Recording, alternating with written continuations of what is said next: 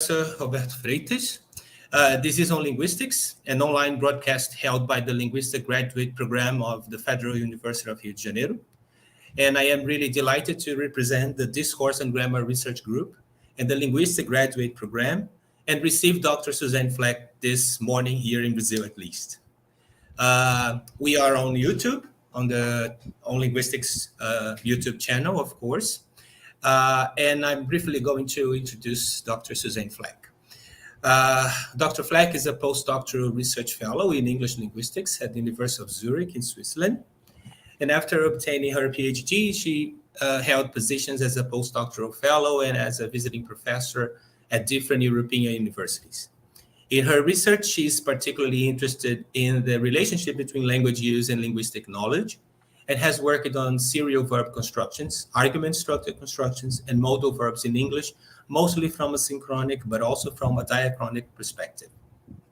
She works primarily with corpora, but combines this approach with experimental methods. She's the author of the R package of Collostructional Analysis.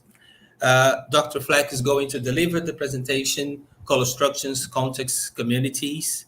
And once again, I would really like to thank you, Dr. Flach, for your presence and, because you're going to share your knowledge with us this morning. Thank you. Thanks, Roberto, for this lovely introduction, and thanks for inviting me, even if it's only virtual at this stage.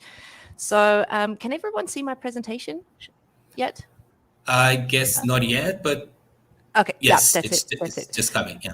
Okay, great. And my mouse is visible as well? Yes. Wonderful. It's actually a very good context.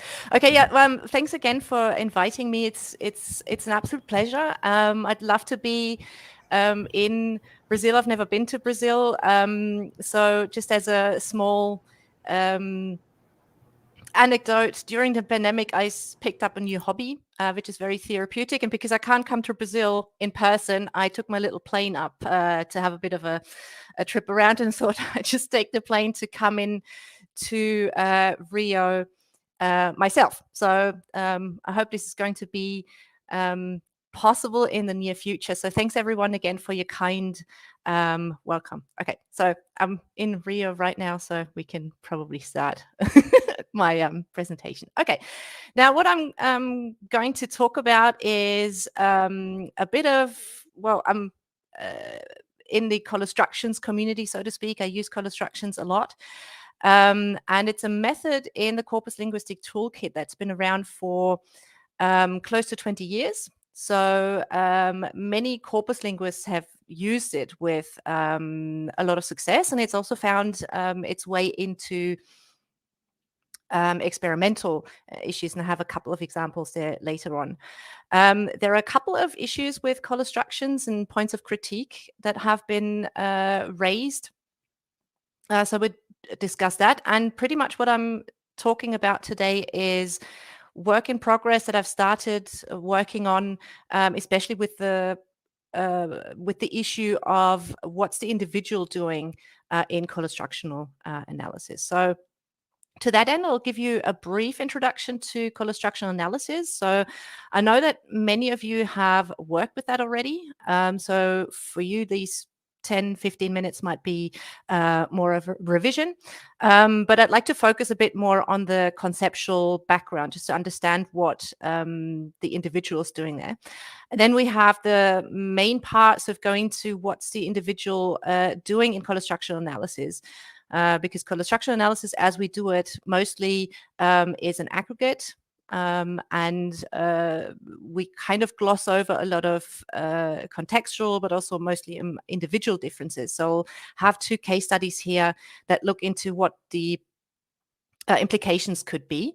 And then we have some concluding remarks that go into the challenges of that community-based approach, but that also feeds into larger questions that we have in construction grammar, for instance, or in usage-based explanations more broadly. Okay, so what is collostructional analysis? For those who are unfamiliar with that, collostructions is an extension of collocations. So we know that collocations are frequently co-occurring words or lexemes, and collostructions is essentially, or it's conceptually very similar, but it extends that other condition to frequency, or sort of basically says like, what's the relationship between lexemes in construction? So collocations work on the same level of specificity, whereas collostructions work on different levels of specificity, so lexic-grammar interaction. The so-called collexemes, so things that go together, the lexemes that go into constructions, they're called collexemes, and collexemes are either attracted to or typical for a construction. So typical examples that you'll find would be verbs that fit into a ditransitive pattern, but also nouns, for instance, here that fit into idiomatic patterns, right? Where we have semantic prosody, for example. So in the construction NP waiting to happen, you would find accident, disaster, etc. So generally, usually bad stuff. There is a typicality logic behind collostructional analysis. It's basically the question, what is typical for a construction? Is typicality the same as frequency? And it's not necessarily the same as frequency. And how do we measure it?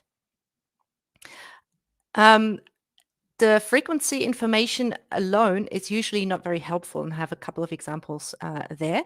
So collostructional analysis works pretty much the same as collocational analysis. They work on the concept of contingency. So something occurs under the condition, or condition B, A occurs under condition B. So for instance, right, you can compare different types of frequency, so which verbs occur in a particular construction over how often do they occur in general.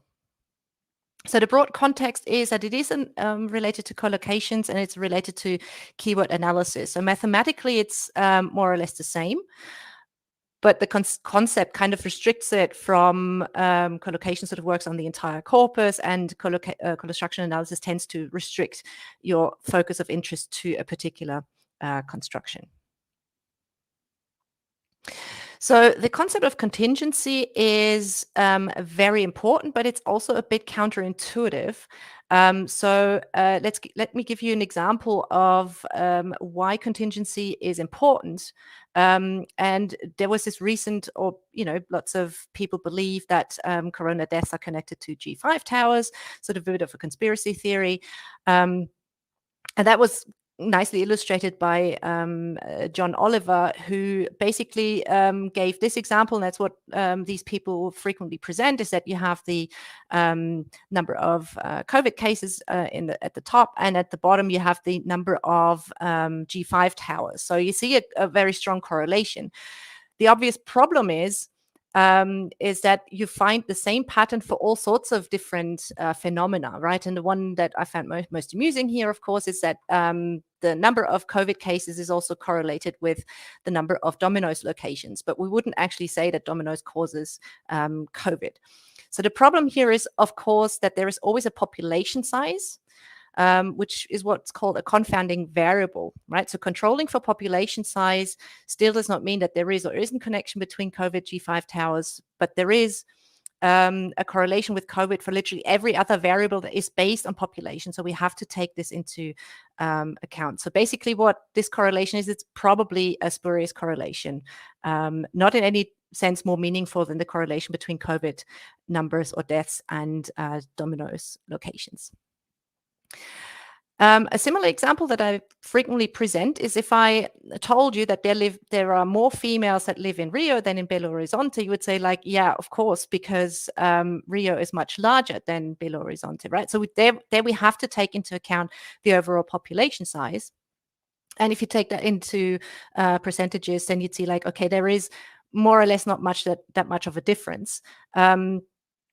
But really the logic behind there is that we have to control for the overall population size, in which case we could say, like, what would be the expected value of females in this situation? And we see that once we do the maths, then the number of females that we observe in Rio is pretty close to the number that we would expect given all the frequency in all other tables. So when we control for population sizes.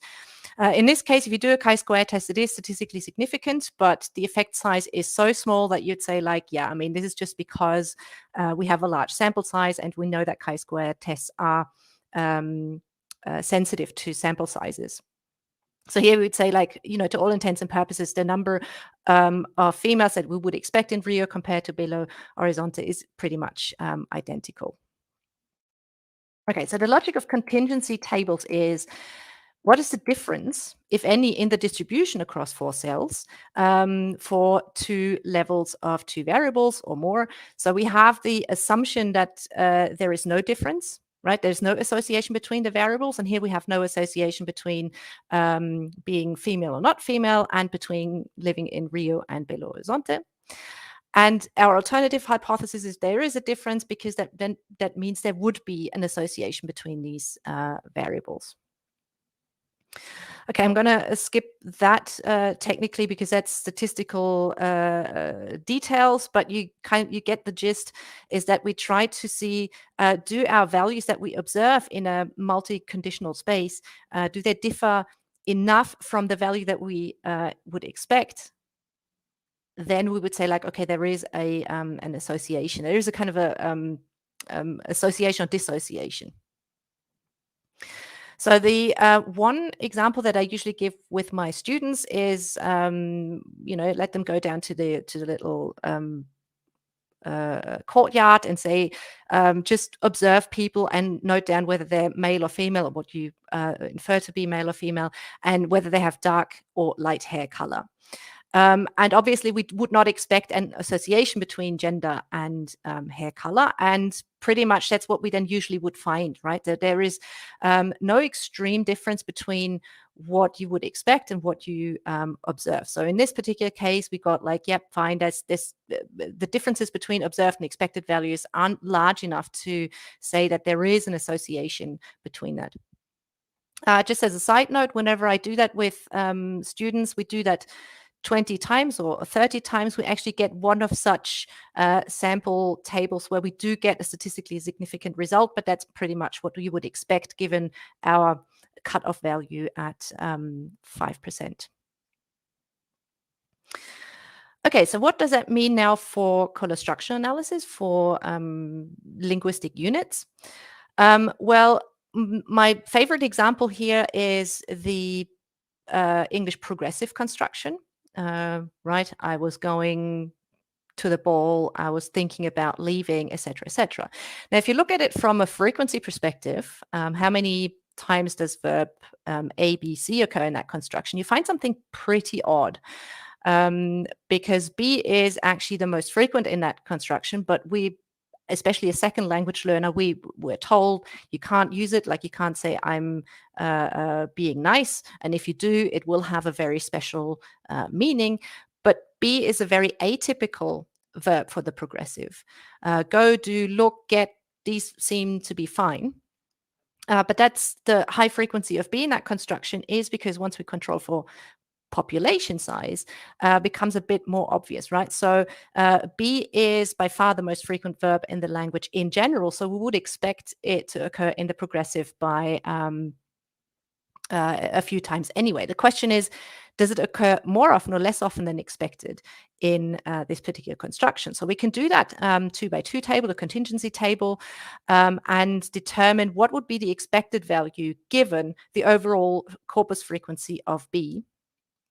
And we can do so with some little formulas, and then we would arrive at the conclusion or see that the progressive or B in the progressive occurs vastly more frequently than would less frequently than would be expected by chance. And if we do calculate some measures, so the G square, here's the log likelihood, then we would say like, yeah, okay, there is a statistically significant relationship between B and the progressive, and because the observed value is lower than the expected value, we'd say that's repelled. So the verb be is actually very atypical because it doesn't like the progressive as much as would be expected. Now, you can do that for all the verbs that occur in the progressive, and you would then get a bit of a continuum from very typical verbs in the progressive: talk, go, try, look, work, to very atypical verbs in the progressive. So at the very, very bottom, we would find the mostly stative verb be, have, know. That's actually a victim of how I queried. That shouldn't show up there anyway, but want, seem, see, etc. These are verbs that we would not consider super typically in all cases. So what the advantage of collostructional analysis is over frequency lists is that kind of tears apart. So in a frequency list, you just have basically a one-dimensional thing, whereas with collostructional analysis, all of a sudden you can get a continuum from super typical to very atypical. I tried the same for Portuguese gerundio. I do not speak Portuguese, but what this list kind of tells me, if I do hack in these verbs into a translator, that you have more dative or imperfective verbs down the bottom, where you would have non-perfective verbs tend to be at the top. So you'd have the same kind of continuum that you could not read straightforwardly from a list of frequencies. So the closer interpretation, I would leave that up to you, of course.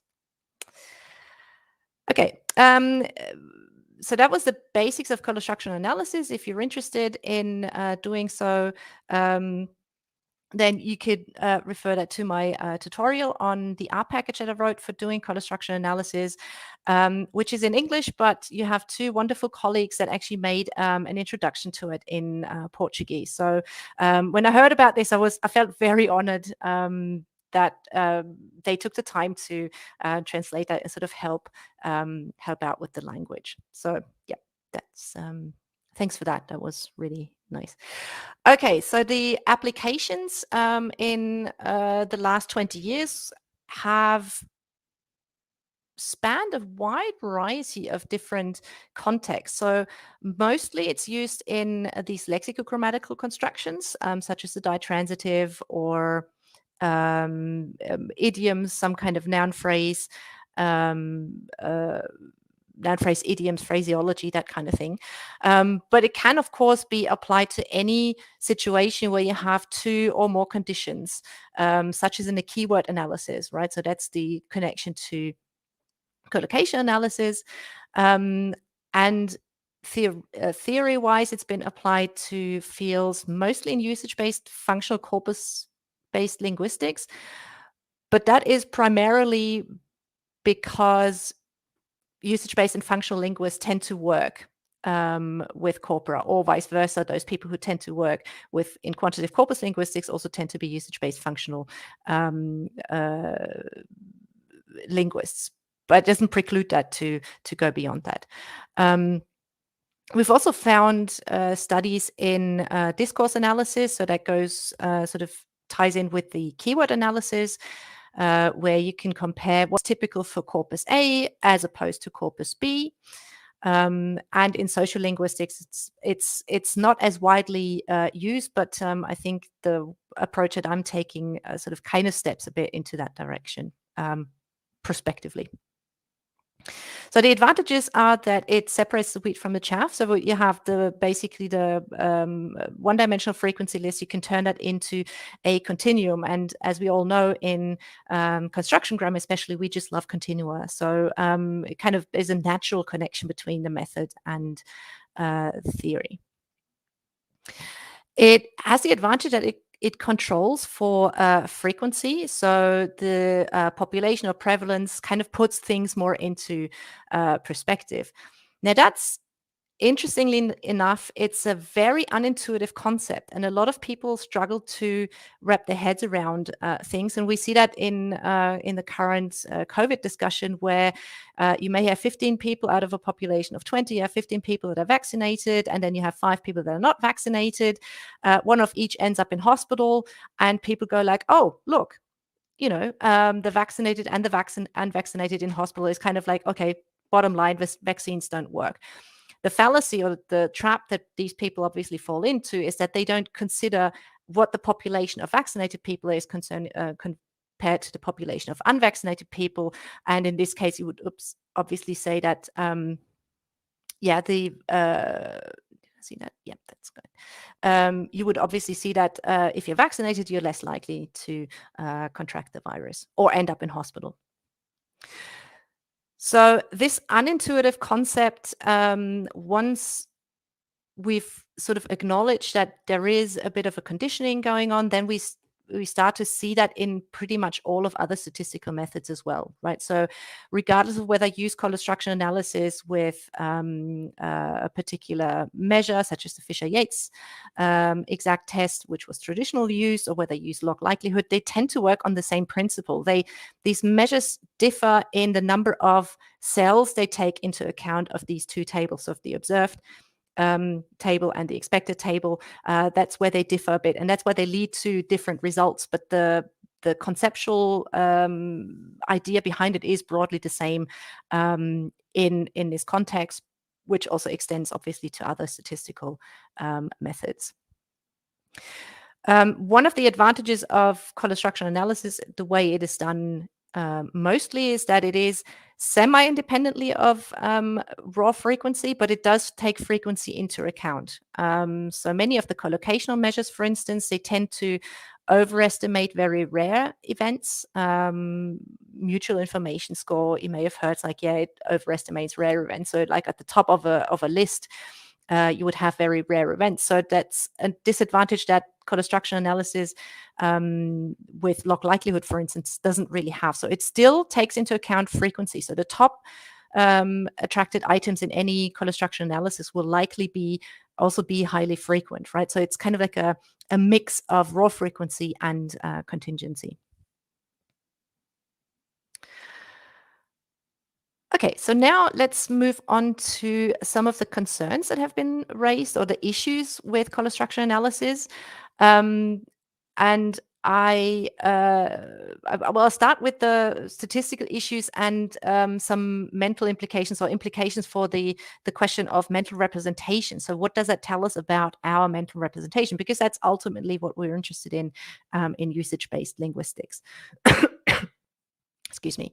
So there was this debate about the fourth cell, and it essentially is about what goes into this fourth cell. So that's, or basically kind of, well, whatever goes into this fourth cell to determine expected and observed values is kind of hinges on the corpus total, right? So in this total up here, that's usually what you have. The corpus total could be total number of words in a corpus, or total number of verbs if you look into a verbal constructions, etc., etc. So the question is there, from a statistical standpoint, this is problematic. From a collostructional perspective, Stefan Gries has published a number of papers where he was experimenting with different numbers that you would put into the fourth cell. They essentially get to the same interpretation, right? The numbers might be different, but the interpretation of these numbers tends to be unaffected by that. So here we were talking about that in relationship to what does it actually mean. So if we work with the p-value of the Fisher-Yates exact test, for instance, is that actually does that measure any psychological reality? Does it tell us anything about the mental representation? If we know that give is the most attracted verb to the ditransitive, is that psychologically real? We don't know, of course, and I think that may be a question that's extremely difficult to answer. However, we have quite a bit of psycholinguistic experimental evidence that these contingency values outperform raw frequencies. So, of course, anything that is highly frequent is memorized more quickly, is retrieved more quickly, but it tends to be that, especially in the context of lexicogrammatical constructions, that association measures outperform raw frequencies. We're not quite sure which is the best, and probably that will depend on the complexity of a phenomenon, but there is a clear direction or a clear tendency that we have association measures fare better than raw frequency. So just to make this a little clear, there is no claim that any particular p-value or log likelihood or whatever is by itself directly psychologically real, because any of these measures will depend on the corpus size. So depending on what you put into your fourth cell, sort of depending on your corpus total, sort of what your reference size is, that will change the actual number. So, I mean, I hope I'm putting forward here a bit of a pointless or mute point, but what's relevant from a conceptual standpoint in collostructional analysis is that you have rankings of items, you have the continuum, and you have sort of a bit of a scale, so to speak. So the top items would usually have extremely high values, and then it goes down quite a bit. So the difference between items number 1 and 2 will be a different connection than between items 452 and 453 on such a frequency, such a list of results. Yeah, so the number itself is arbitrary to an extent, but it's about the relationship between those and the patterns that emerge from the different positions in on such a list. So so that's a statistical problem that is very interesting. So if you want to get into the ideas behind collostructional analysis, the papers listed here in the fourth cell debate are very worthwhile consulting. I probably lean more towards the perspective that it is conceptually, or in the terms of interpretation, the fourth cell is not as important a problem as it might appear at some stage. But the debate itself is super interesting. Now, the conceptual problems or issues with collostructional analysis is that we typically perform all collostructional analyses across instances of a particular pattern in a corpus. So if the corpus is could have more written data, of course, it could have more spoken data, but what it obviously glosses over is any kind of genre differences. So in which case we rely or sort of assume that the corpus is reasonably balanced, or that we take the results with a grain of salt, saying like, okay, so there is an imbalance in that corpus and it's not representative, etc., etc. But generally, so I'm not going to talk about genre differences per se, but in general, I think what we're going to talk about applies equally well to genre differences. That if you did a similar analysis with genre as your main point of reference, you get sort of arrive at similar conclusions that, again, contingency frequency would outperform raw frequency. But the thing that I do want to talk about today is that about individual differences, because if we just aggregate all the constructional instances in a corpus, then we necessarily gloss over the individual person. So that led to part of the problem with that psychological reality. So if we just get a list of collexemes on a continuum, right? Does that tell us anything about the individual? And most recently, many usage-based linguists have addressed these questions about individual differences, because we do have a tremendous amount of individual differences. So that's the one question that I do want to talk about today. How, what's the extent of that problem? Okay, so the community and the individual. Well, as I've mentioned, we have quite a bit of research nowadays about how much the individual speaker in a corpus analysis, how much the individual participant in an experiment, for instance, contributes to or explains or sort of contributes to the explanation of some variance in some regression analysis, for instance. So we have we know that different authors at different points in time have vastly different frequencies of X, Y, and Z. We know that in some regression analyses, for instance, up here, that's a plot, an analysis of the was-were alternation. There was things, there were things. And the variable that explained most of the variation in the data was actually the individual. So, I mean, there is other factors that contribute to the choice, or sort of, have an influence on the choice between either variant, but mostly that's the individual. So is that that's kind of difficult. And then most recently, we also have Schmid et al. Working on differences in with the frequency of how much speakers use construction A or construction B with different verb types. So here we have that's adjective, like that's nice or that's awesome and that's right. And we see that individuals differ substantially, not only with respect to the frequency with which they use different types, but also what their most frequent types are. So some people, for some speakers, that's probably, it says that's right, okay, here, and here we have that's right. So these speakers prefer that. And then we have this speaker down here who has that's good or that's cool as the most frequent one. And again, here that we have some multiple other variables that explain a lot of that variation at the choice, but it's also and most predominantly down to the individual.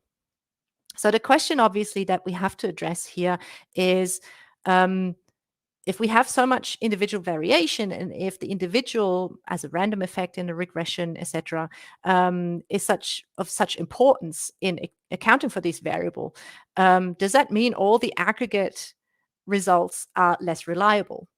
So for collostructional analysis, that would mean, does collostructional analysis tell us anything about the individual or mental representation, sort of our ultimate goal?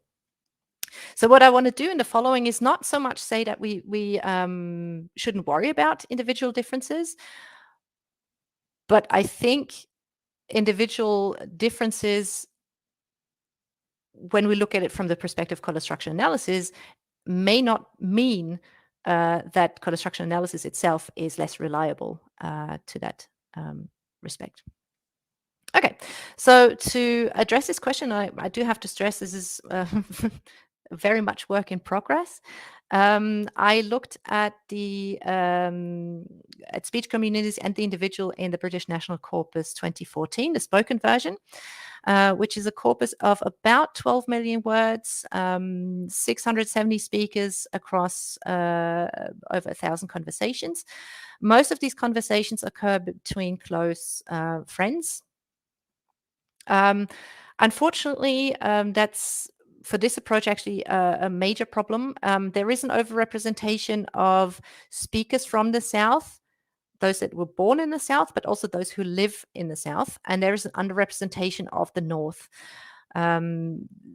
unfortunately. But the corpus comes with a vast amount and a very interesting amount of corpus metadata, gender, age. We know from many speakers where they were born, down to the level of the city. So, and we also know where they have spent or where they habitually live at the moment. And we also know how long they've spent in that habitual place. So that's really, really fascinating information. So what I did based on that information of where they were born and how long they've lived in their habitual place, current place, is that I added information on their mobility. And it turns out that over 2/3 of speakers have never left their shire of birth. So they're usually within a very short range of where they were born, which is probably, I mean, the mobility here is probably overestimating mobility of speakers in general. But that's up to social linguists to say. So I added whether speakers have moved the dialect region, etc. So I won't have this data. I'm currently working on analyses where I include these, but not going to talk about these more. And I've also looked at what their speech communities are. Right. So we have individuals, and typically in social linguistics, we look at, I mean, from a B&C perspective, so to speak. Where there is dialect information, we look like, oh, that's a speaker that self-identifies as a North English dialect speaker or someone from the South, etc. But what the B&C 2014 allows us to do also is look at what's their speech community. Where do they interact? So here, what this graph shows you is basically a very simple network analysis of which speakers interact with which of the other speakers. So who kind of it belongs to a particular community. For the most part, these are totally independent communities, because the way the B&C was constructed is that the compilers gave people recording devices, and then they would just go out and record conversations. So obviously you wouldn't expect that any of these classes would be connected. So what this graph shows you how often a speaker interacts with another speaker in terms of corpus files. It doesn't give us any indication in this graph of how long the conversations were and how many words they were exchanged directly, but it gives us an indication of who was either carrying the recording device or who may be or sort of the centerpiece of that cluster. Okay. Now, the issues I've briefly talked before is that we not only do we have some areas that are underrepresented in terms of speakers. So we have northern speakers in the corpus that self-identified as northern speakers. But if you look at their mobility data, they have moved into southern areas. So their habitual place of living is actually the south. So we have very few of these, what I call clusters, that are composed entirely of northern speakers and that also live habitually in the north. So that's a bit of a problem I came across while addressing a couple of my questions. So yes, and I mean, typically, I think we look at like, oh yeah, the person identifies as a northern speaker, so speaks a northern dialect. But I think we also need to take into consideration, does this person spend time in a cluster or in a community that is predominantly northern, or is the person someone who's moved from the north to the south maybe 10, 15 years ago? So, and would that have an effect? And as usage-based linguists, would probably assume that it has.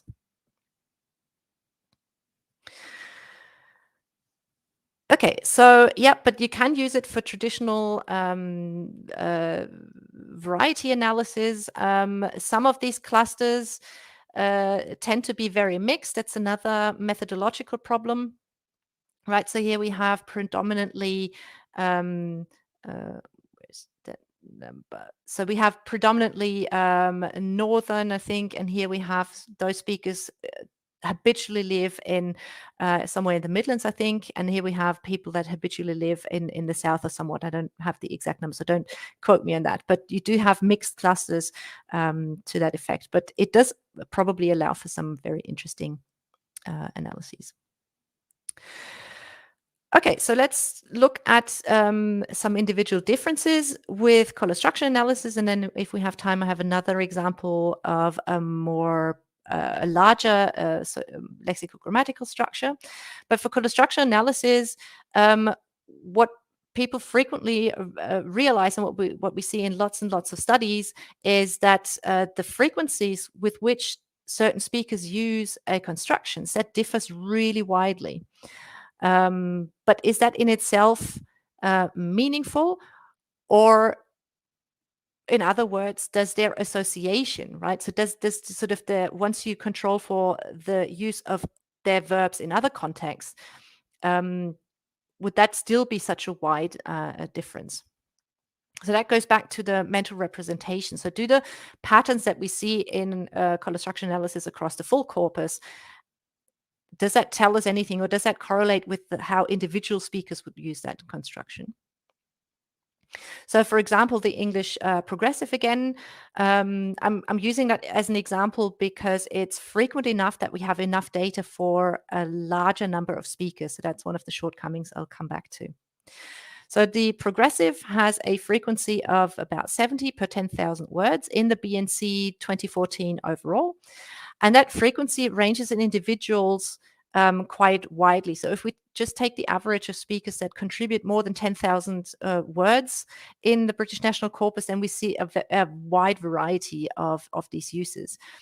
And similarly in the number of verb types that they use. So there is a lot of variation. They could say like, is that a problem? You know, can we take that at face value? So obviously the frequency lists themselves do not seem to tell us much about how the progressive is represented, or what the aspect of individual differences in that context is. So here, for instance, you have this this list of the top 20 speakers in using the progressive in the British National Corpus 2014, and also their normalized frequency, right? So that's, I mean, obviously we'd always have to normalize. We can't go by the raw numbers because some speakers just contribute more words to it. And then we have, but we do have a large range of individual frequencies.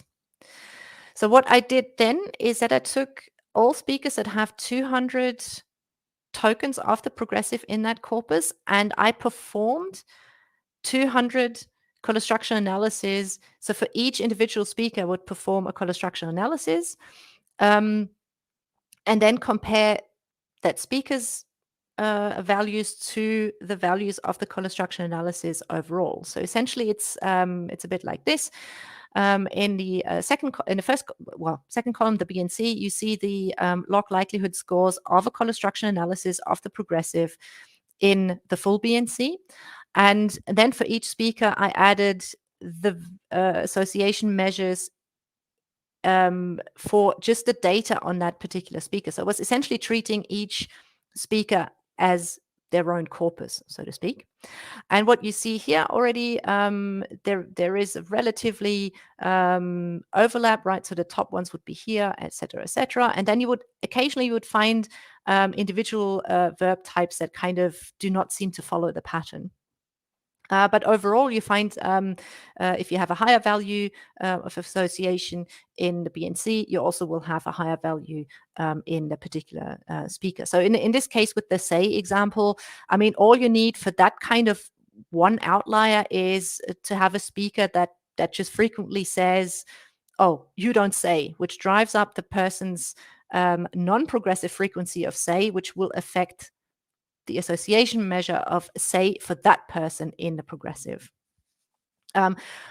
So you will find these outliers, but do these measures generally correlate really well? And if you do that for all speakers and calculate a simple correlation measure between the speakers' log likelihood values and the BNC log likelihood values, you find an extremely high correlation. So barring some outliers, such as the say example here, you will find a high correlation. Is that on average you'd have a 0.92 correlation, and if you don't do it by association measure, but by rank, so the Spearman's raw is a bit of a more conservative measure because it doesn't take the actual association values into account, but it takes the ranking of verbs into account. So basically, if all speakers have talk as their top value and then go and try, if they would all have the same ranks, that would be perfect correlation. But if the ranks kind of differ,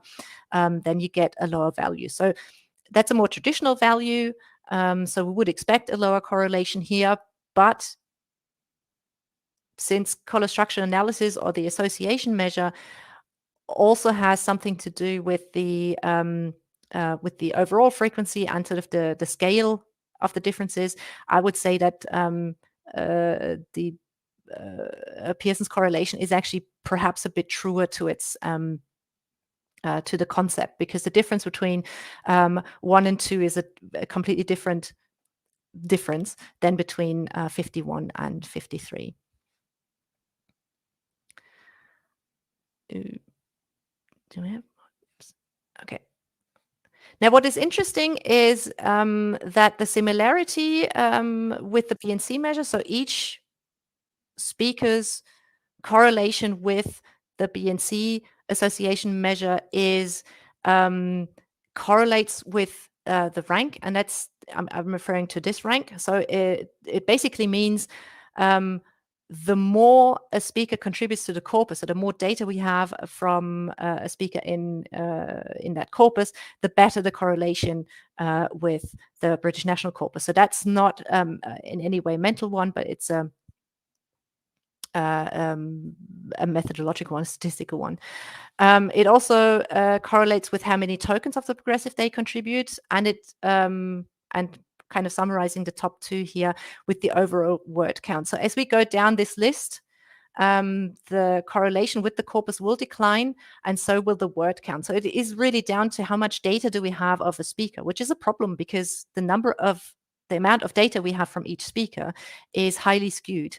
So that's the waning correlation. But in a sense, that's also good news, because it means if we do have a reasonable amount of data from different speakers, then we can make an inference, and we can assess that this high correlation over here is probably something very meaningful.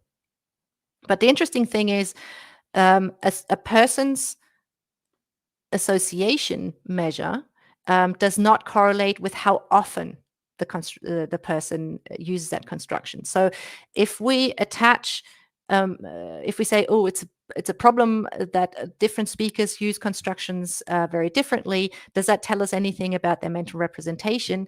Then we do get different results here, and I found that really interesting. It correlates, association measure correlates with everything else, but it does not correlate with normalized frequencies, and that's usually our starting point, that where we say in a very simple way, where we say there's individual differences in a corpus. Okay. Not sure if I have time for the, oops. Oh, here's my mouse. That's it.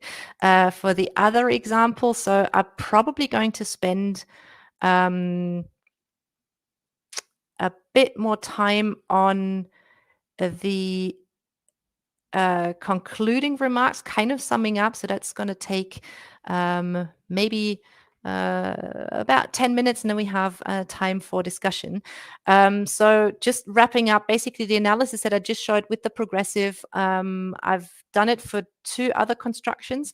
They essentially lead to the same results, but there is a bit of a natural boundary to that, because and that's what I'm going to talk about in these concluding remarks. What are the pros and cons of that approach?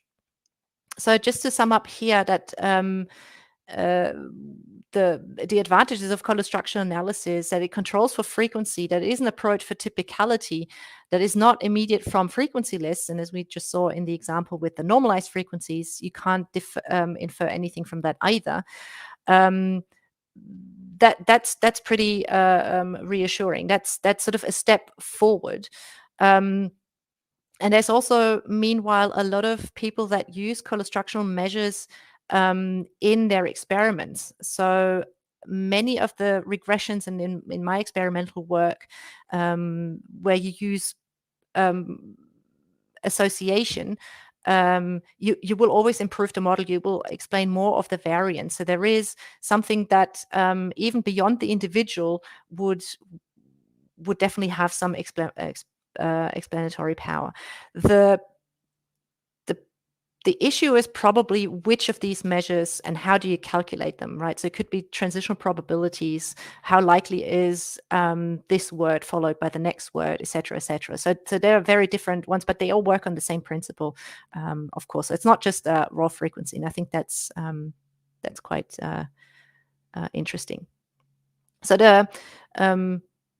so ignore that. That was the second case study that I just skipped. What it basically says is that speakers tend to correlate most with speakers from their own cluster. So that's here. And if you compare their values to values from a nearby cluster, that's also a high correlation, but they correlate least with speech communities that are furthest apart in terms of geographical difference. But they still, and that's the interesting bit here, is that they still have an overall very, very good correlation with overall corpus measures. So in terms of collostructional analysis, addressing the question, are aggregate results really that much more unreliable if we look at it from the perspective of the individual per se, is that, of course, we traditionally gloss over the individual in smaller communities. We also gloss over a context. But I suppose if we did similar analyses for collostructional analysis within the communities,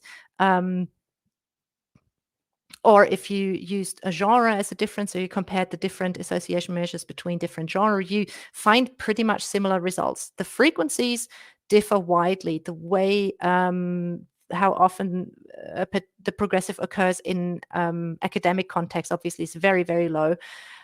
But the types of verbs that would attract a progressive in an academic context would be the very similar types that they would attract in an everyday speech situation. So that's kind of the take-home message here. So yeah, in overall, we find a good and excellent correlations between the aggregate and individuals, right?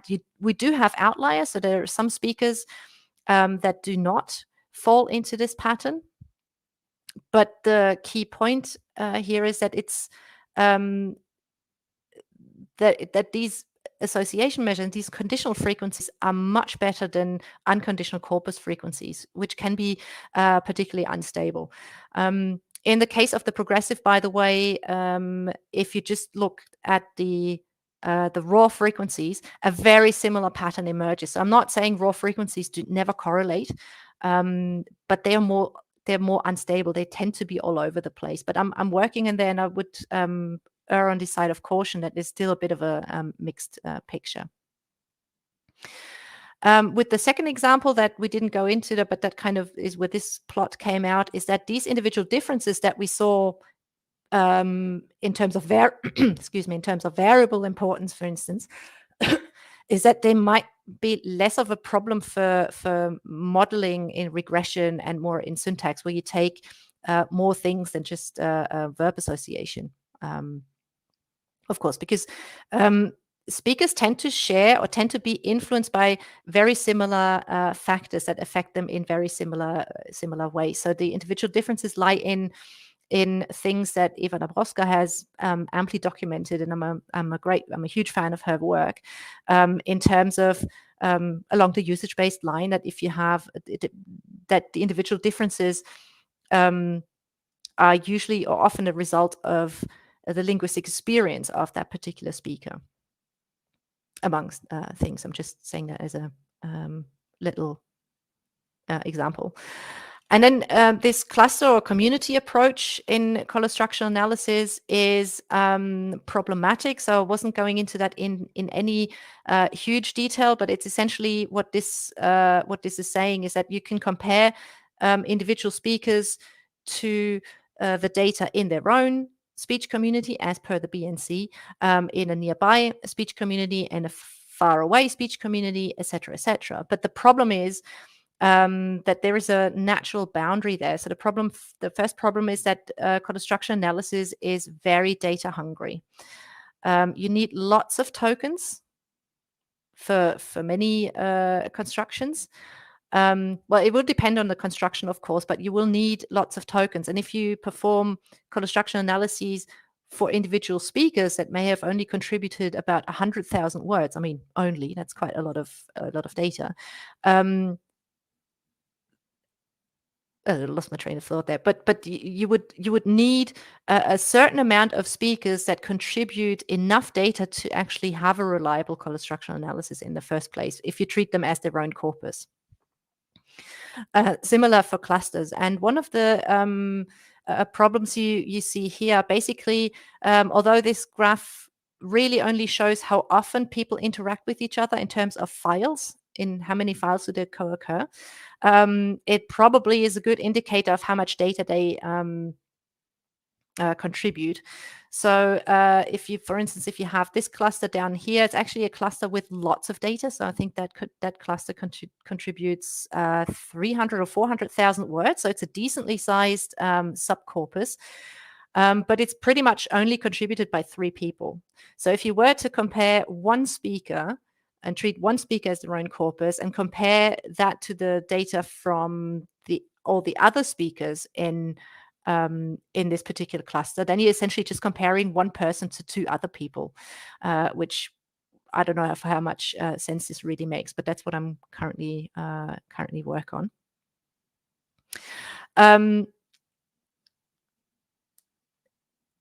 And the clusters themselves are very, very skewed. So not only could you have clusters where 80% of the data is contributed just by one speaker. I mean, that's more or less pointless to compare that to the rest of the data in that community. But we also have that 7 of the top 10 clusters are predominantly from speakers, not only from the South, but who also habitually live in the South. So you're comparing a dialect region that tends to be more homogeneous in itself, rather than comparing 2 or 3 speech communities from the North to speech communities from the South. So that's a bit unfortunate, but I think there's still a bit of cool stuff that we can look into here. Well, that was gone quickly. Okay, but the short story, I think, is to say that this is a methodological problem. Is that it's difficult to cross-tabulate conditions, right? So to get like, okay, I want to compare. I have 12 speakers, and then, you know, there should be one person from the North who lives in the North, one person from the North that lives in the South, a person from the South that lives in the North, and vice versa, etc., etc. So it's very, very difficult to design an experiment or to design a study where you can control these conditions. And the other insight that I would have from here is that the results we're seeing also depend a lot on how much data we have of the individual. So that was one of the take-home messages from the progressive construction, is that it doesn't really, individual difference doesn't really hinge so much on their relative frequencies, but it, in this particular case, methodologically, it depends on how much data we have of that person. So in an ideal world, if we designed a corpus in such a way that we get a similar design here with more speakers from the North, for instance, that contribute a decent amount of data, then that would move more into this more strict analysis, and then we could get away with here. So here we're sort of struggling with methodological issues as much as we do with the conceptual ones. Okay, and that leads me to some concluding remarks in terms of implications, which I hope are interesting for many cognitive functional approaches. Is that yes, yes, we have individual differences, but there is a partial explanation of that variance by the cluster itself. So that example basically goes back to this one. So it's not just the individual differences. Picture a variable importance plot where the individual is such a highly influential variable. Quite a bit, not a lot, not a lot, but a fair bit is actually accounted for by cluster or speech community membership, which probably doesn't surprise any of us as usage-based functional linguists. And certainly the sociolinguists would say, like, yeah, you know, Labov and the Milroy, they told us that like 40 years ago. That is true, but what I found interesting is that it's got relatively little to do with dialect. So if I looked into the individual things and how people behaved, dialect was so much less of an influencing factor, which may be partly because it's dialect in the BNC is self-reported.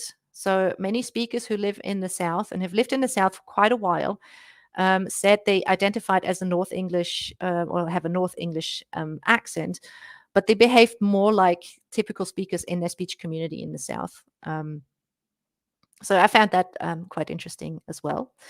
And that, yes, the individual in models such as regression in syntax,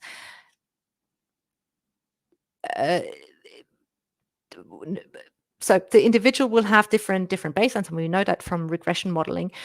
But what this sub-study showed is that there is equal tendencies of factors that affect speakers in similar way, including Collostructional analysis. So there was hardly any speaker or no speaker that was not affected, for instance, by a community or a BNC value of association measure. So whatever we gained from the totality of the British National Corpus included that as a factor in the regression, and pretty much all the speakers behaved in the same way here.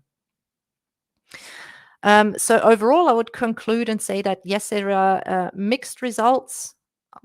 There are mixed results in the sense that there are major methodological issues. So some hypotheses can't be tested, so to speak, because we don't fulfill all the cells in a particular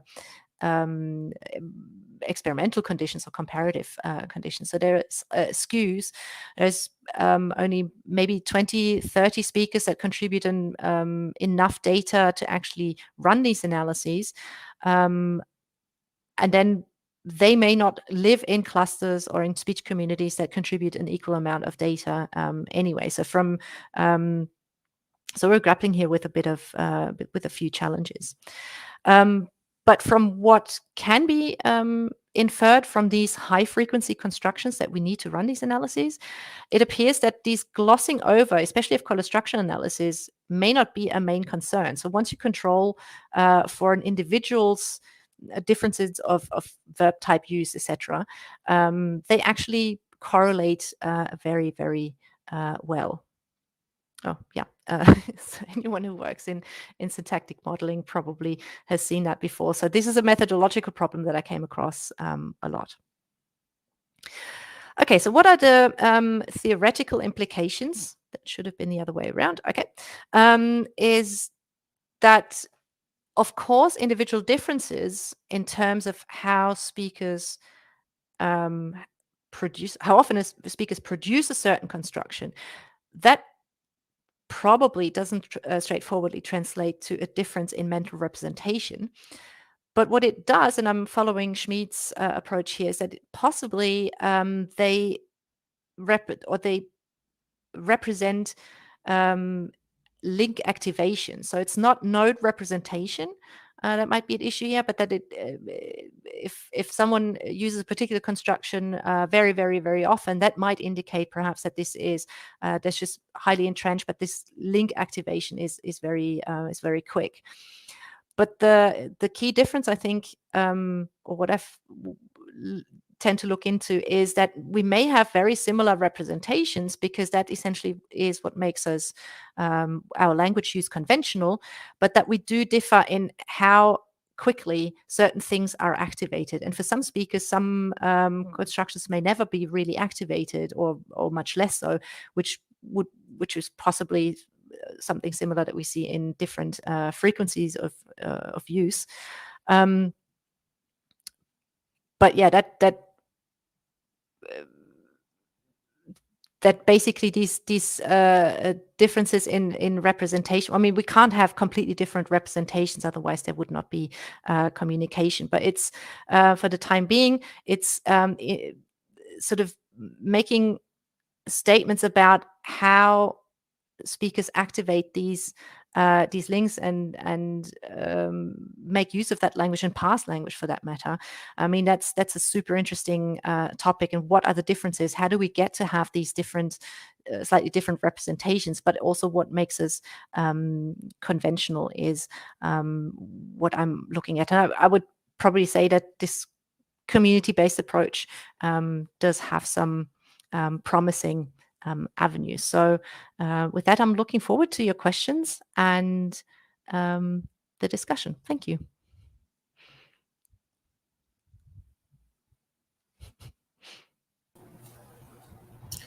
Thank you, Susanne.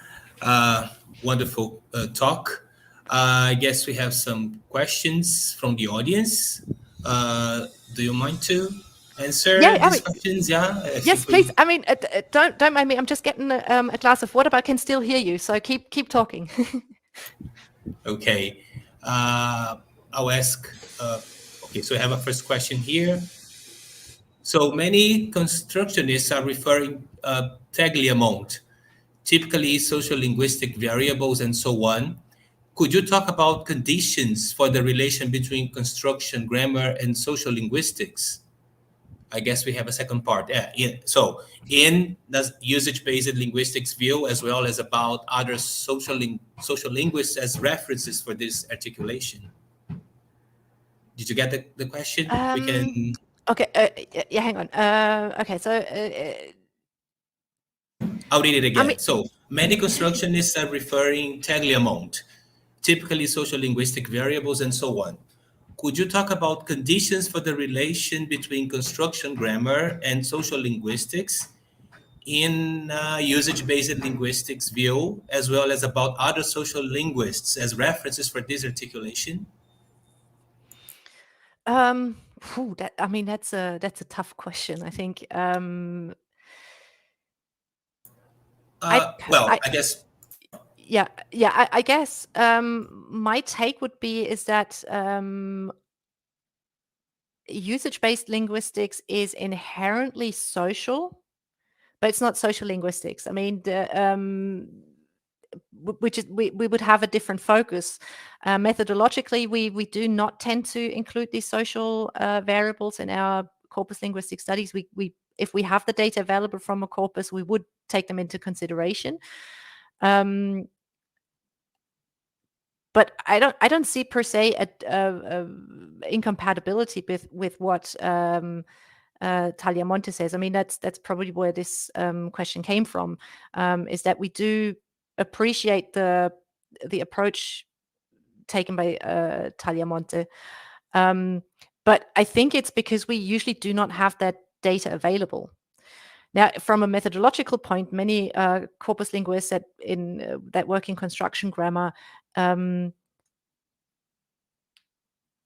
acknowledge that we should, but it's not widely used. If that makes any sense.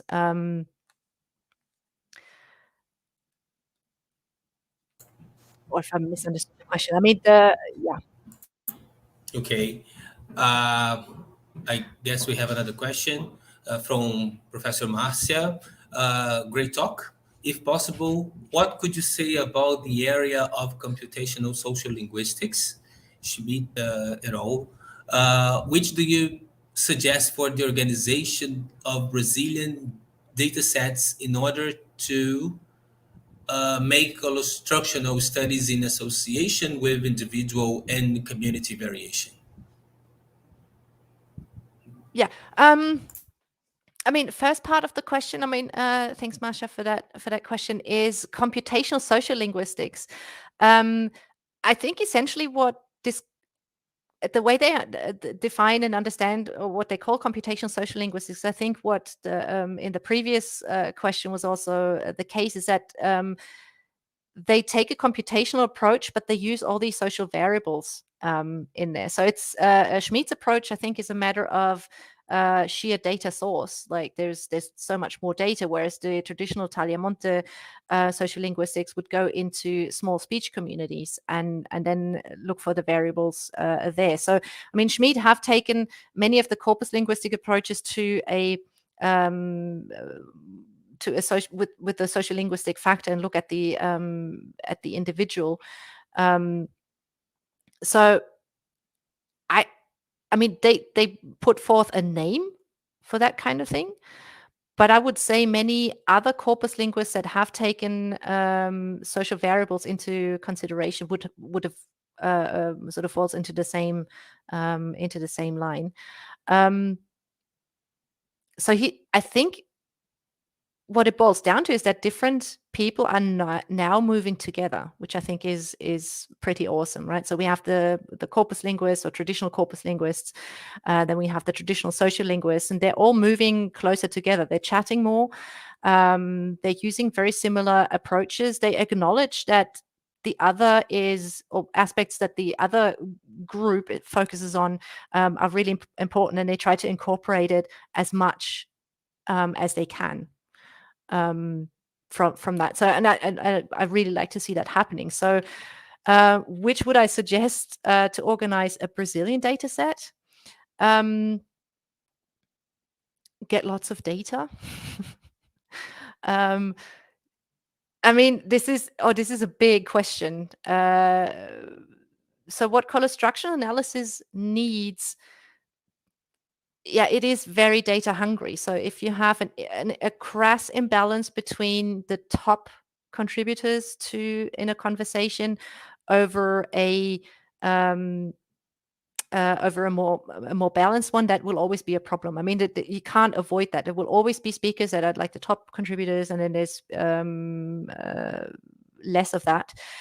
But what I think what might be the way to go is in analyses to use measures such as word association that you can probably draw from larger corpora, from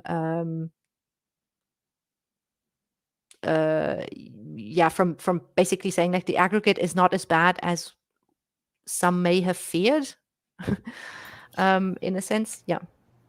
And how do you feel, for example, the combination of different kind of corpora can contribute for a more accurate collostructional analysis, and and to grasp a more precise description of a construction, of the mental representation of a construction? Yeah. So do you think that it's worth practice in order to do a more accurate job, or maybe it's not that necessary? And I have a second question regarding the same issue. If the combination of different corpora, for example, would help to overcome the correlation causation problem that we always have to face in our researches. I don't know if I made myself clear. So once you work with different corpora, how far can this turn into a real contribution for a fine description of a construction of the mental representation of linguistic knowledge under this methodology? A super interesting question. Thank you. So with the question about multiple corpora and which corpora and combining corpora, what I have maybe conveniently left out is that I tried a similar correlation analysis with the individual speakers based on the data from the British National Corpus from the 90s. So the time difference actually is not that much of a problem, but of course the full BNC, or the original BNC, is a corpus that contains 90% written data. And the correlation fell dramatically, right? So there is, but I don't think that has anything that, no, it has something to do with corpus composition. So there's psycholinguistic experiments also show that a corpus that performed best was a corpus of movie transcripts. Now, you would think like a corpus of movie transcripts is not very natural, but it is natural in the sense that it contains lots of sort of the more spoken end of the continuum of data. And that correlated well with speakers' behavior in experiments. So it could explain a lot of experiments. So combining corpora is a bit of a double-sided sword, maybe. It will depend. So from my impression is really that the spoken corpora do come closer to explaining experimental behavior. And I think that's, I mean, for usage-based linguists, it makes total sense, right? It's a completely different context, but it's what, it's what most speakers are exposed to, spoken data, right? So it kind of stands to reason that the spoken corpus, and in a sense, that's a very good sign, right? Is that spoken corpus data are better at predicting experimental behavior than would be more mixed ones. So, and I think the goal here is, I forgot what I was about to say, but yeah, so that was the combination of corpora. And the other question was about the causation and correlation problem, or the correlation and causation problem. That's possibly a different question. So suppose we have the situation such as with the progressive, and they correlate very nicely. And is then there a causation? I think that might be the question would be different. Is like basically the correlation we see here is two-directional. So the question is cause and effect really at issue here, where cause and effect, kind of like the mutual influence of use and experience, is essentially what we're doing, right? So I'm not sure if causation or correlation is not causation, or whether that problem really is a problem in looking at describing or investigating mental representations, because we take that as a default, that there is a mutual influence, which we think is bidirectional. I mean, I don't know if that answers your question. Okay, thank you. We still have other questions from the audience. Yeah. Oh, yeah. Sure. Keep them going. If you don't mind. Keep them coming. Great talk from Sara Delino. It was very helpful since you showed some graphs from using that analysis and talked about the questions related to mental representation. I would like to know if there is a better visual representation for this kind of statistics, or if there is a better one for each kind of collostructional analysis. Or it depends on what I'm looking for in the data. Yeah. Mm-hmm. Hi, Sarah. Thanks. So I assume that you were referring to representing them in tables. Is there a better way to represent them? Well, I think the main advantage, or sort of like the cool thing about collostructional analysis, is that with this continuum idea, that you have the top items, top attractive items at the top, and then you have like your continuum going downwards. And I don't think I would make it any more complex, because collostructional analysis is not a method designed to investigate very complex situations. You can use these measures to then go on and investigate complex measures, but in conceptual terms, it's rather we present it linearly, and possibly it's not linear, but that I don't think is what collostructional analysis could give us, like any kind of multi-complexity, or if you wish to represent a verb association in a cloud, or in a kind of like a network analysis, and sort of in a visually more accurate way to what you think the model is. For that, I think you would need different multidimensional means to do so.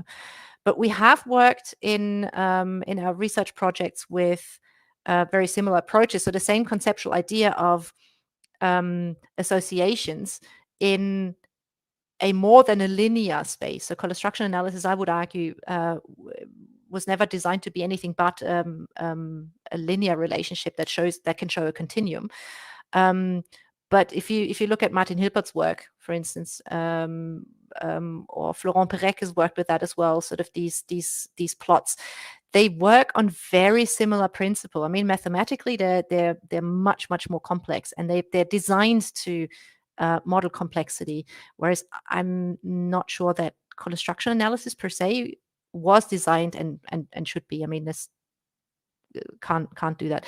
What you can do, of course, is do collostructional analyses first, and then use association measures to do some kind of multidimensional analysis. And we've used that. So pretty much all the vector space models that we've worked with with the modal auxiliaries, for instance, they're essentially all based on a very similar principle of association measure, but they weren't what I would consider collostructional analysis. But the concept of contingency, that's behind all of these analyses. Okay. We still have one more question from Professor Diogo Oliveira. Just a brief clarification question. I think I failed to understand why link sequential activation is not a matter of mental representation. Hi, Diogo, thanks. Yeah, then I wasn't making myself clear. It's been a tough week. Sorry. No, absolutely. The link sequential activation is most definitely a matter of mental representation. And I think where I shortcut my way through the final slide is saying we don't have substantially different representation, or but that the difference in mental representation is essentially boils down to a difference in link activation. So yes, absolutely, link sequential activation would definitely be mental representation. Okay, all right. I think we have no further questions from the audience, so I would like to, we are running out of time. It's 11:30 here in Brazil almost. So I would like to thank you a lot, Professor Flach. Hopefully we'll be together soon here in Brazil, yeah? And I would like to say, thank you to the audience and everybody who participated on this moment. In particular, Professor Karen Sampaio and Claudio, our graduate student, who also conducted the whole broadcast. And once again, Susanne, thank you. And if you wish to say something, before you leave us, the floor is yours.